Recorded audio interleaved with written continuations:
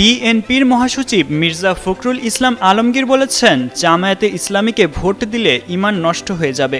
সোমবার বিকেলে ঠাকুরগাঁও সদর উপজেলার জামালপুর ইউনিয়নের ভগৎগাজী এলাকায় নির্বাচনী সভায় তিনি একথা বলেন। তিনি বলেন, দেশে একটা দল ধর্মের নামে মানুষকে বিভ্রান্ত করার চেষ্টা করছে। তারা বলছে বিএনপিকে ভোট দিলে নাকি বেহেশতে যাওয়া যাবে না, অথচ আমাদের হেফাজতে ইসলামের আমির সাহেব বলেছেন,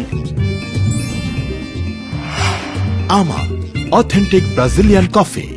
জামায়াতকে ভোট দেওয়া হচ্ছে নাজায়েজ। তিনি আরো বলেন, জামায়াতের সঙ্গে ছিল চরমোনাই পীর সাহেব। তিনি বলেছেন, জামায়াত পৃথিবীর মধ্যে সবচেয়ে বড় মিথ্যাবাদী। সুতরাং এই একটা দলকে ভোট দিয়ে আমরা তো আমাদের ঈমান নষ্ট করে ফেলব।